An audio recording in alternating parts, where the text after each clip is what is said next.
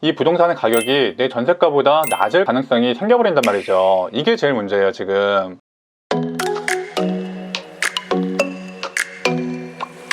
네, 안녕하세요. 실전 법리를 알려드리는 현변이고요. 최근에 정말 난리잖아요. 금리가 엄청나게 오르고, 인플레이션이다, 물가가 어떻다, 이런 얘기하면서 경제 상황이 어떻게 될지 모르겠습니다. 사실 저는 경제 전문 유튜버도 아니고 법률 유튜버지만 여러분이 정말 이 정도는 알고 계셔야 될 것 같아서 이 영상을 만들고 있는데, 제가 지금 주목하고 있는 상황은 크게 두 가지예요. 부동산의 가격이 하락하고 있는 것 같다. 하강기가 너무 갑작스럽게 왔다. 부동산 급상승기에서 갑자기 급하락기가 되다 보니까 지금 상당히 좀 우려되는 면들이 있어요. 일단 가장 걱정되는 것은 부동산 시세 하락이 가장 걱정이 되죠. 제가 늘 얘기하는 거지만 우리가 재판을 하는 이유는요, 승소를 하려는 것도 있지만 승소 이후에 어떤 집행을 해서 상대편 재산에 어떤 집행을 하고 압류를 하고 경매를 쳐가지고 내 채권을 만족시키려는 게 목적이라고 계속 말씀드린 적이 있어요. 문제는 이 부분이죠. 부동산 시세가 하락하게 되면은 경매를 쳤을 때 낙찰가가 떨어지게 되고, 그 낙찰 대금으로 내 채권을 만족시켜야 되는데 내가 기대했던 것보다 낙찰가가 낮게 되면은 내 채권을 다 회수하지 못할 수도 있다. 그게 제일 걱정되는 거죠. 부동산 시세가 그냥 하락해버린 것은 임차인 입장에서 도저히 준비할 수 있는, 예방할 수 있는 방법이 없어요. 집주인이 빚자라고 하고 집주인이 돈을 돌려줄 생각을 하지 않고 있을 때 정말 최후의 수단에서는 내가 보증금 반환 청구 소송을 해서 내가 이 집에 경매를 쳐서 내가 내 보증금을 받고 나가야 되겠다, 이렇게 생각을 하게 되는데, 부동산 시세가 하락해서 내 보증금보다 높아지게 되면은 자연스럽게 깡통 전세가 돼버리는 거잖아요. 그렇게 되면은 내 보증금을 회수할 수 있는 경우의 수가 더 적어질 수밖에 없습니다. 그러니까 부동산 상승기에는 이런 식으로 부동산 가격이 올라가잖아요.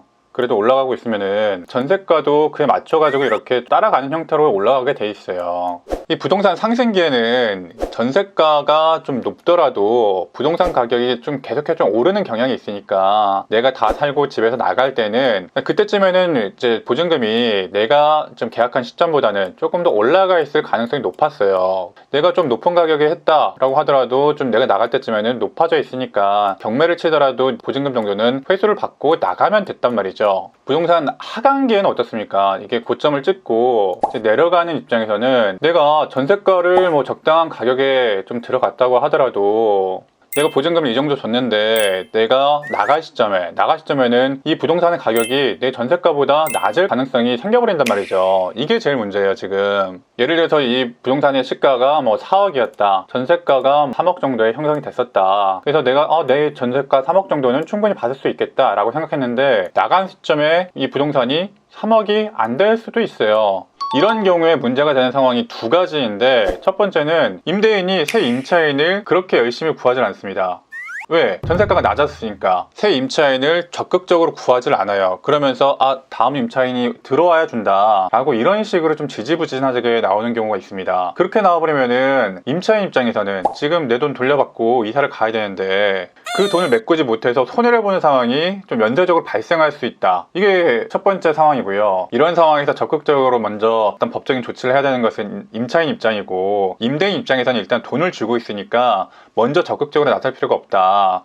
미리미리 좀 돈을 좀 만들어 놓지 않으면은 서로 좀 분쟁이 생길 수밖에 없고, 더 괴로운 것은 임차인일 수밖에 없다. 두 번째 상황은 1번 상황에 연결되어서 임대인이 이렇게 나오니까 내가 어쩔 수 없이 민사소송도 하고 집행도 하려고 경매를 쳤는데 낙찰가가 생각보다 너무 낮게 나와버리는 경우가 있어요. 이 낙찰가라는 것도 어쨌든 부동산 시세와 연관이 되는 건데, 제가 전에 음마아파트 지금 영상에서 설명 좀 드렸죠. 이렇게 부동산 하강기에 갑작스럽게 공급이 많아지게 되면은 이 경매에 들어오는 물건들은 많은 반면에 이 경매에 적극적으로 참여하는 사람들은 적기 때문에 그만큼 낙찰이 잘 안 되고 유찰이 될 확률이 높아요. 그런 4억은 받을 수 있었던 물건이 한번 유찰되면 80%씩 떨어지니까 기대했던 것만큼 낙찰이 높은 가격이 안 돼서 내가 거의 받을 수 있을 거라고 생각했던 만큼의 돈을 받지 못할 수가 있다. 이게 두 번째 문제되는 상황입니다. 이게 결정적으로 문제가 많이 되죠.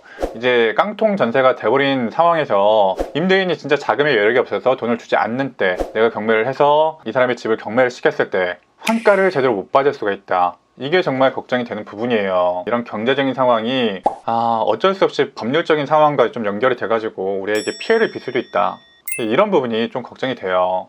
그리고 특히 한 2년 전쯤, 2, 3년 전쯤에 전세가가 굉장히 좀 폭등을 했잖아요. 시세 자체가 상당히 높았다가 갑작스럽게 하강하고 있고, 그 당시에 전세가가 굉장히 좀 큰 폭으로 상승했다가 갑작스럽게 꼬꾸라지고 있는 상황인데, 이런 상황에서 제가 말씀드린 1번 상황, 다음 전세 세입자를 구하기 힘들어하고 적극적으로 구하기 싫어한다. 그리고 그 차이만큼의 그 당시 높았던 전세금과 지금 낮아져 버린 그 전세금 사이에 그 차액을 미리미리 준비하지 않고 있다가 갑자기 뭐 지금 어떻게 돌려주냐라고 좀 발뺌 아닌 발뺌을 좀 하시는 분들이 있다. 저도 가끔씩 임대인분들 상담을 하는데 이렇게 막무가내로 좀 바로 뭐 임대차 종료됐다고 바로 소송 들어오면 어떻게 하냐 이런 식으로 물어보시는 분들도 있는데 제가 할 말이 없어요. 사실 엄밀히 말하면 임대차가 종료되면 종료 즉시 임대차 보증금을 반환할 의무가 있는 거거든요. 그러면 법률적인 조치를 했을 때 답변할 게 없습니다. 사실 뭐 시간 끌어달라 그거밖에 안 되죠. 그래서 집을 경매 당하지 않으시려면은 최소한 이 전세금의 차이만큼 예전에 높았을 때 고점일 때 그 전세금과 현재 좀 낮아진 전세금 사이에 그 갭만큼의 정도의 여유 자금을 좀 미리 좀 만들어 두시고,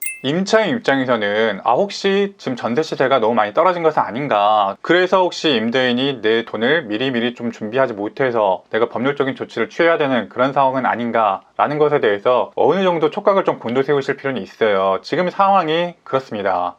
빨리 전세 상황이 조금 안정이 돼야 될 텐데 금리가 한 번 더 오르게 되면은 이 전세 시장이 어떻게 될지는 저도 잘 모르겠어요. 좀 어느 정도의 여유자금, 특히 보증금은 굉장히 큰 돈이잖아요. 미리미리 어느 정도 대비를 해두시는 것이 좋다. 임차인 입장에서도 이런 경제적인 상황에 대해서 조금 이해를 좀 하셔가지고 내 돈을 충분히 받을 수 있을 것인지, 임대인이 좀 준비가 된 상황인지 미리미리 좀 확인 좀 해보시고, 특히 낙찰가가 좀 떨어질 수도 있다는 것에 대해서 좀 이해를 좀 하신 다음에 법률적인 조치가 필요하신 상황이라면은 좀 빠르게 좀 시간에 좀 맞추어서 골든타임을 좀 맞추어서 좀 대비를 하시는 것을 좀 추천드립니다.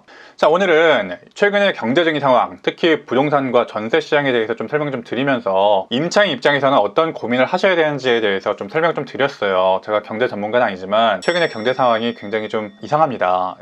이런 상황에 대해서 좀 인지를 좀 하시고 미리미리 준비를 좀 하셨으면 좋겠다. 법률적인 조치도 조금 골든타임에 맞춰가지고 준비를 좀 하셔야 되겠다라는 점에 대해서 설명을 좀 드렸고요. 제가 매번 임대인 입장에서 듣기 불편한 얘기만 좀 하는 것 같은데 지금 같은 경제 상황에서는 어쩔 수가 없습니다. 지금 전세가가 좀 많이 낮아지고 있기 때문에 그 갭만큼은, 그 차이만큼은 좀 충분히 좀 준비할 수 있도록, 좀 곤란한 상황을 당하지 않도록 미리미리 준비해 두시는 것을 추천드립니다. 오늘 내용이 도움이 되셨다면 구독과 좋아요 한 번씩 눌러주시고요. 어려운 경제 상황인데 다들 힘내시고 2023년 무사하게 좀 행복하게 좀 잘 지내셨으면 좋겠습니다. 새해 복 많이 받으세요.